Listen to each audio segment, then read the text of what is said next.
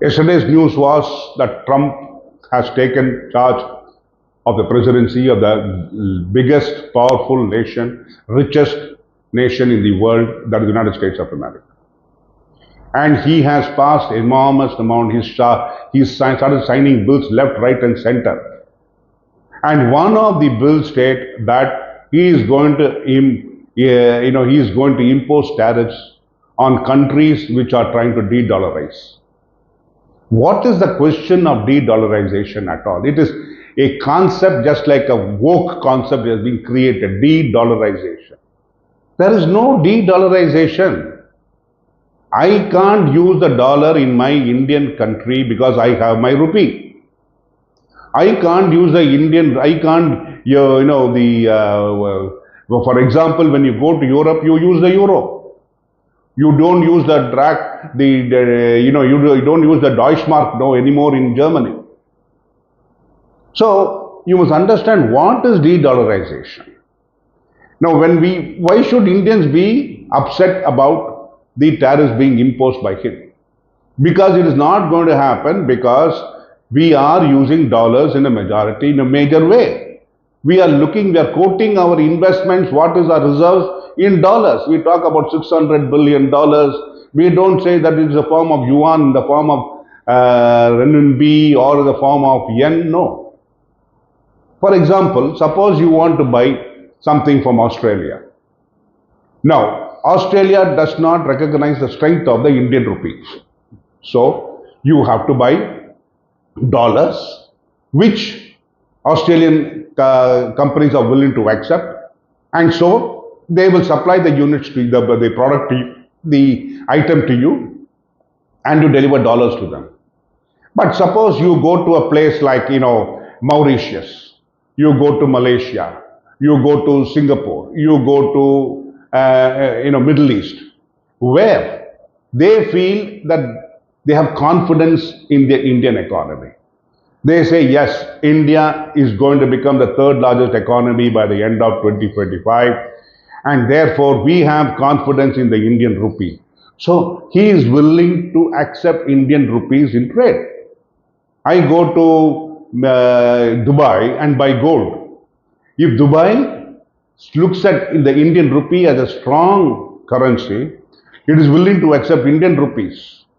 It is not de-dollarization. Please understand, it is not de-dollarization, or it is not de-reeling, it is not de-yenning. No, it has nothing to do with DDD. It is a question of how far people are perceiving a particular currency for use. Today, it was known as a petrodollar. Today, Saudi Arabia has said, okay, you can buy oil in any currency that you want, but we are looking at strongly at the yuan, because China's economy is very, very powerful today, and it is the second largest economy in the world. So people are willing to look at strongly that is a strong economy, and China is able to deliver its goods, and hence it says that people say, okay, we are willing to accept yuan. So what can India do? If there is if the trade between India and China is there, it is there continuously, and we feel that buying yuan instead of dollars and buying oil, which is using the yuan to buy oil in Saudi Arabia, is acceptable to Saudi Arabia. Why should I buy dollars? I buy yuan, give it to Saudi, Saudi supply me oil, the deal is done. Where is the question of de-dollarization? Suppose I go to Sweden, or say, let us take an example. I am going to US to buy oil. The UN is going, because he said dig, dig, dig. Now he is going to drill, and he is going to drill and produce oil and gas and use that to boost up the American economy. When I go there, he would like to use dollars to supply me oil. So I have to buy dollars.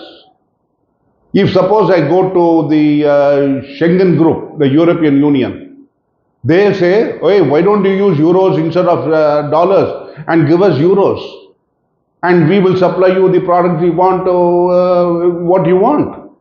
So this is not a question of de-dollarization. It's a question of looking at an economy differently, and how far the economy is sufficiently strong and based on that, how far people have confidence in the currency of that particular economy, that is what is going to happen.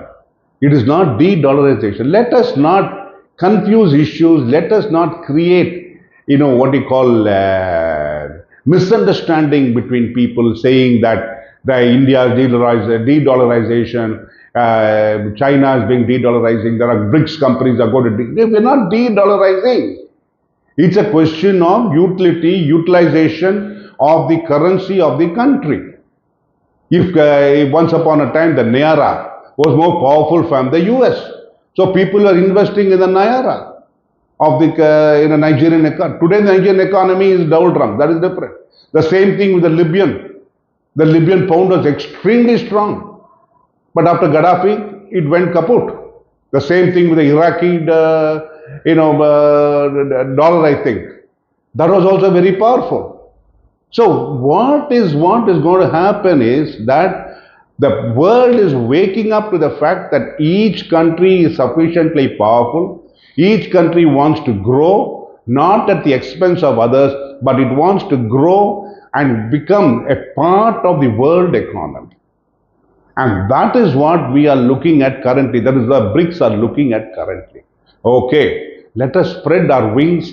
Let us look at the global economy so that there will not be any, for example, if we say what the West has done to Russia, it is in a way you call it bullying. The West is trying to bully Russia to its knees, but because it said that Ukraine will be part of NATO, and will India or will Russia, will US or will Britain or will any of the European countries willing to accept nuclear arms on their, on their doors, at their doors, at the borders? The same thing, Russia does not want problem with Ukraine. If the NATO comes there, then they are looking at the barrel of the gun. So they don't want that. They said, keep away. Ukraine is not part of NATO. We have no problem. We are not going to invade Ukraine. We are not going to fight with Ukraine. We are happy to live with Ukraine as a neighbor. But when you try to you say, no, we will bring our guns to your borders, but you should not bring your guns to the other border. What is it? Is it right or wrong? Is it a spirit of the world, a spirit of the people? Understand it. It is not de-dollarization. It is nothing to do with the, saying that we will not accept dollars. We are looking at alternative dollars. No. It is how far you're looking at your economy, your currency, the strength of your economy, how far you'll be able to boost it so that you are also looked at as a powerful nation. And you are not a colonial power, or that you are not a colony, or you are not a weak power except existing in the world. That is the concept which BRICS is looking at. So let us not confuse issues. Let us not make up theories, and let us not create confusion among the economic markets. Thank you.